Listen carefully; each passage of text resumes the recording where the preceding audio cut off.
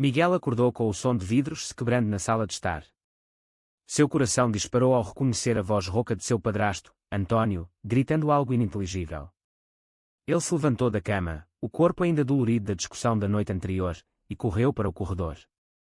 Lá estava sua mãe, Teresa, chorando no chão, cercada por cacos de um vaso antigo, enquanto António apontava o dedo para ela, o rosto vermelho de raiva.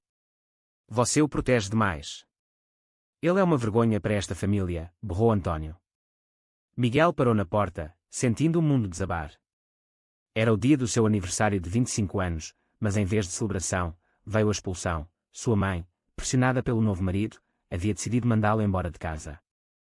A família vivia em uma casa modesta nos arredores de Lisboa, onde o sol do Atlântico iluminava as ruas estreitas, mas não dissipava as sombras do preconceito. Miguel sempre soube que sua orientação sexual era um segredo perigoso. Crescer em uma sociedade portuguesa ainda marcada por tradições católicas e valores conservadores o ensinara a se esconder. Sua mãe, viúva há 10 anos após a morte do pai em um acidente de carro, havia-se casado novamente com António, um homem de 50 anos, dono de uma pequena loja de vinhos, conhecido por suas opiniões rígidas sobre família tradicional. Teresa, aos 48, buscava estabilidade, mas não imaginava o preço que pagaria. Miguel trabalhava como professor de história em uma escola secundária, onde sua inteligência e carisma conquistavam os alunos. Mas em casa, ele era o problema. Tudo começou 6 meses atrás, quando António encontrou uma mensagem no celular de Miguel para João, seu namorado secreto. João era um arquiteto de 28 anos, com quem Miguel se encontrava às escondidas em cafés da Baixa Lisboeta. A mensagem era inocente, saudades de você, mas para António, era prova de depravação. Isso não é natural. Você vai corromper sua mãe com essa porcaria, dissera ele, forçando Teresa a escolher entre o filho e o marido. Naquela manhã fatídica, Miguel confrontou António. Porque você me odeia tanto? Eu não fiz nada de errado, gritou ele, as veias pulsando no pescoço. António riu com desprezo. Errado. Você é uma aberração. Nesta casa, sob o meu teto, não há lugar para isso. Teresa, entre soluços, murmurou, Miguel, por favor, vá embora por um tempo. É para o bem de todos. O choque foi como uma facada. Miguel pegou uma mochila, enfiou roupas e livros, e saiu porta afora, sem olhar para trás. Caminhou pelas ruas de Alfama, ufadicando de uma janela distante, como se a cidade lamentasse com ele. Ele ligou para João, que atendeu imediatamente. O que aconteceu? Sua voz está tremendo. Miguel contou tudo, as lágrimas escorrendo pelo rosto enquanto se sentava em um banco no mirador da Senhora do Monte, com vista para o Tejo. João, sempre o mais calmo dos dois, disse, venha para cá. Meu apartamento é pequeno, mas é nosso. Miguel hesitou. Mudar-se para o apartamento de João em Sintra significava assumir publicamente sua relação, algo que ele ainda temia. Mas não havia escolha. Ao chegar, João o abraçou forte, e pela primeira vez em meses, Miguel sentiu um vislumbre de paz. No entanto, o conflito interno o corroía, estava traindo sua mãe ao escolher o amor. Ou era ela quem o traía ao ceder à pressão? Os dias seguintes foram um turbilhão. Miguel se instalou no apartamento de João, um espaço acolhedor com vistas para as montanhas. Eles cozinhavam juntos, riam de bobagens, mas a tensão pairava. João, que crescera em uma família liberal no Porto, não entendia o peso da culpa católica que Miguel carregava. Você não é errado, Miguel. A sociedade é que está atrasada, dizia ele. Mas Miguel via os olhares dos vizinhos, ouvia os sussurros na escola. Um colega professor, conservador, comentou casualmente, ouvi boatos sobre você. Cuidado, as famílias não gostam disso. O medo de perder o emprego o assombrava. Enquanto isso, em casa, Teresa lutava com sua consciência. António convencia de que Miguel precisava de cura, sugerindo terapias de conversão disfarçadas como aconselhamento religioso. Ela ia à igreja todos os domingos, rezando por perdão, mas as noites eram preenchidas por insônia e arrependimento. Eu criei sozinha por anos. Como pude abandoná-lo, pensava ela. Uma ligação para Miguel terminou em discussão. Mãe, você escolheu ele em vez de mim. Teresa chorou, não é assim simples. António é bom para mim. Mas no fundo, ela sabia que estava errada. Miguel, por sua vez, enfrentava dilemas éticos. Deveria lutar pela mãe ou deixá-la? Em uma reunião familiar forçada, organizada por uma tia, ele confrontou António novamente. Você acha que pode apagar quem eu sou? Eu amo João, e isso não muda. António rebateu, amor. Isso é doença. Saia da vida dela. A tia, mediadora, sugeriu terapia familiar, mas António recusou. Miguel saiu dali mais determinado, mas ferido. O preço da autenticidade era alto, isolamento, dúvida, mas também liberdade nascente. À medida que o mês passava, Miguel e João aprofundavam sua relação. Caminhadas pela Serra de Sintra, conversas sobre sonhos, João queria projetar casas sustentáveis, Miguel sonhava em escrever um livro sobre a história que era em Portugal. Mas o passado batia à porta. Uma carta de Teresa chegou. Filho, sinto sua falta. Vamos conversar. Miguel debateu internamente, perdoar ou proteger-se. Ele escolheu responder, marcando um encontro em um café neutro. Lá, Teresa apareceu sozinha, olhos inchados. António não sabe que vim. Eles conversaram por horas, ela admitindo o erro, mas defendendo o casamento. Ele me dá segurança. Miguel retrucou, e eu? Eu sou sua família de sangue. O encontro terminou em impasse, mas plantou sementes de mudança. Os conflitos escalavam. Miguel retornou ao trabalho, mas os boatos se espalhavam. O diretor da escola o chamou para uma reunião. Recebemos queixas de pais. Dizem que você é inadequado para ensinar adolescentes. Miguel defendeu-se. Minha vida pessoal não afeta meu profissionalismo. Mas o diretor, pressionado, sugeriu uma licença. Furioso, Miguel recusou, mas o stress o consumia. Em casa, com João, ele desabafava. E se eu perder tudo por ser quem sou? João apoiava, mas começava a questionar. Talvez devêssemos ser mais discretos. Isso gerou a primeira briga, discretos. Isso é o que nos mata por dentro. Enquanto isso, Teresa enfrentava António. Ele descobriu a reunião secreta e explodiu. Você o incentiva. Ele precisa de ajuda, não de mimo. Teresa, pela primeira vez, rebateu. Ele é meu filho. Você não manda em mim. António, chocado, ameaçou. Ou ele ou eu. Ela hesitou, mas o amor materno venceu momentaneamente. Ligou para Miguel, venha jantar. Sem António. Mas no dia, António apareceu, forçando um confronto. Sente-se, rapaz. Vamos resolver isso como homens. Miguel sentou, tenso. A conversa virou interrogatório, porque você escolheu isso? Foi influência. Miguel respondeu calmamente, não escolhi. Nasci assim. E você? Escolheu ser intolerante. António ficou em silêncio, mas o dano estava feito. João, sentindo-se excluído, pressionava Miguel por compromisso maior. Vamos morar juntos oficialmente. Assumir para o mundo. Miguel, ainda traumatizado, adiava. Isso levou a uma traição involuntária. Em uma festa de amigos, João, bêbado, contou sobre o relacionamento para um conhecido comum, que espalhou. Miguel descobriu e explodiu, você me expôs. Agora todos sabem. João se defendeu, estou cansado de esconder. Quero uma vida real. A discussão terminou em lágrimas, com Miguel saindo para caminhar sozinho pela noite lisboeta, questionando se o amor valia o caos. Teresa, vendo o sofrimento do filho, começou a pesquisar. Leu artigos sobre direitos LGBT em Portugal. O país havia legalizado o casamento gay em 2010, mas o preconceito persistia em áreas rurais e famílias tradicionais.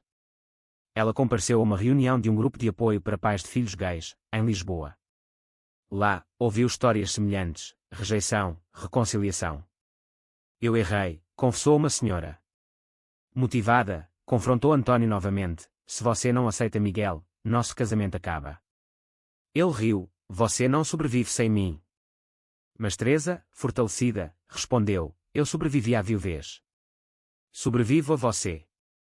Miguel, por sua vez, enfrentava uma escolha moral, processar a escola por discriminação. Um advogado amigo aconselhou, você tem direitos. Mas prepare-se para a batalha. Ele decidiu lutar, arquivando uma queixa na Comissão para a Cidadania e Igualdade de Género.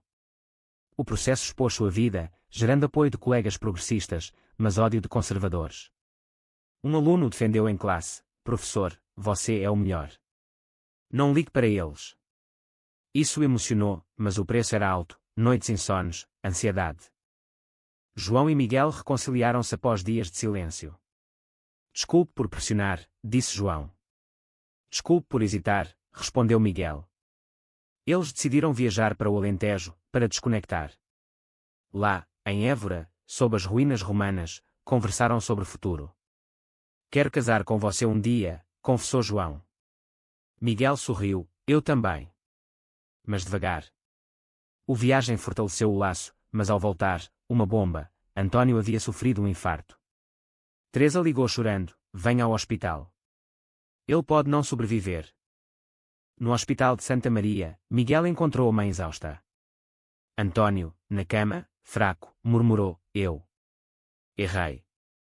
Foi um momento de vulnerabilidade. Miguel, conflituoso, sentou ao lado.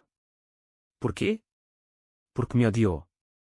Antônio explicou, meu pai me ensinou assim. Medo do diferente. Eles conversaram pela primeira vez sem raiva, sobre infância, medos. Antônio admitiu, talvez eu esteja errado. Miguel perdoou parcialmente, mas o dano perdurava. Teresa, aliviada com a recuperação de Antônio, viu uma mudança. Ele começou terapia, questionando crenças. Mas o caminho era longo. Miguel, inspirado, escreveu um artigo para um jornal local sobre discriminação familiar, anonimamente. Recebeu respostas mistas, apoio e ódio.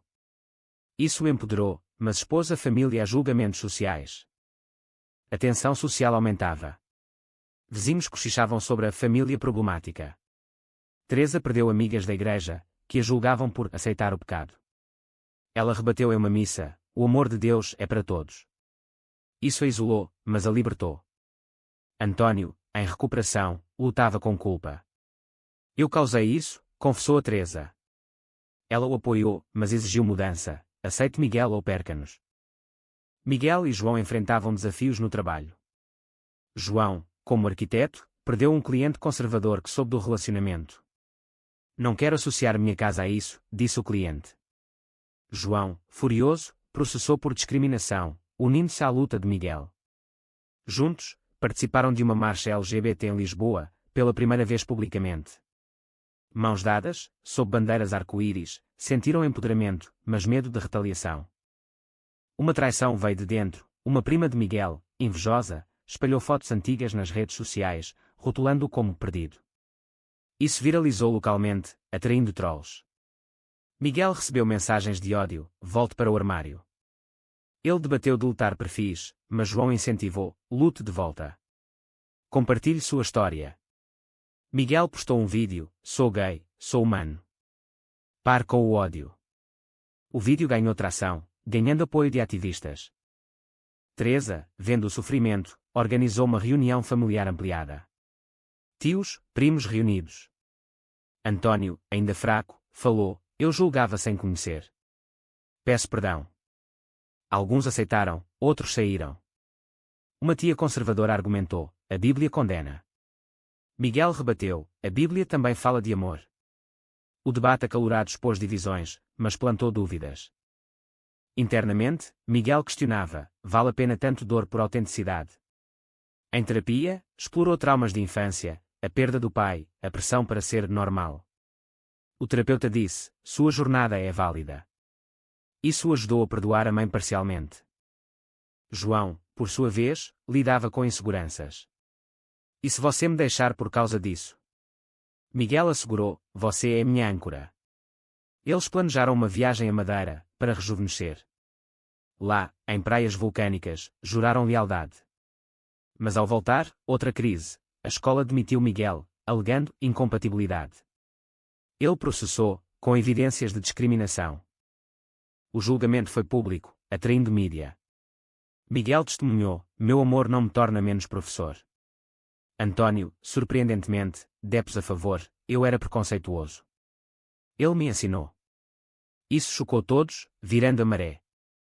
A escola perdeu, reintegrando Miguel com indenização. Mas o preço, relacionamentos rompidos. Teresa e Antônio brigavam frequentemente sobre valores. Ela considerou divórcio, se você recair, acabou. Ele prometeu mudança, ingressando em um grupo de apoio. Miguel e João, fortalecidos, decidiram noivar secretamente. Em um jantar romântico no Chiado, João pediu: "Case comigo." Miguel aceitou, lágrimas nos olhos. Mas o anúncio familiar seria o próximo teste. O noivado trouxe alegria, mas conflitos. Teresa reagiu mista, feliz por você, mas preocupada com a sociedade. António, evoluindo, disse: "Se te faz feliz." Mas na igreja, o padre condenou: "Casamento gay é contra Deus." Teresa defendeu: "Meu filho é de Deus também." Socialmente, o casal enfrentava boicotes. Amigos conservadores sumiram. João perdeu mais clientes, forçando-o a frialancar. Miguel, de volta à escola, lidava com alunos divididos, alguns apoiavam, outros zombavam. Um incidente: um aluno agrediu verbalmente. Miguel reportou, levando a suspensão, mas o trauma permaneceu. Uma reviravolta: António descobriu um segredo próprio. Em terapia, admitiu atração reprimida por homens na juventude. "Eu projetava meu medo em você", confessou a Miguel. Isso humanizou, criando laço inesperado. Eles conversaram sobre repressão geracional. Teresa, inspirada, juntou-se a uma ONG LGBT, ajudando outras famílias. "Eu paguei caro por ignorância", dizia. Mas o esforço a esgotava, levando a saúde frágil. Miguel e João planejavam o casamento em Cascais, discreto. Convites geraram rejeições, primos recusaram. Uma prima traiu novamente, vazando detalhes para a imprensa sensacionalista. Artigos: "Filho gay de família tradicional choca Lisboa." Isso trouxe escrutínio, mas também aliados. Em uma confrontação final com a família extensa, Miguel declarou: "Aceitem ou saiam." Metade saiu, a outra ficou. O preço: laços rompidos, mas autenticidade ganha. António, em redenção, ofereceu pagar parte do casamento. "É o mínimo." Miguel aceitou cautelosamente. Mas uma tragédia: Teresa sofreu um acidente de carro, estressada. No hospital, ela murmurou: "Não perca seu amor por nada." Recuperou-se, mas o evento uniu todos. O casamento ocorreu em uma praia de Cascais, sob o sol poente.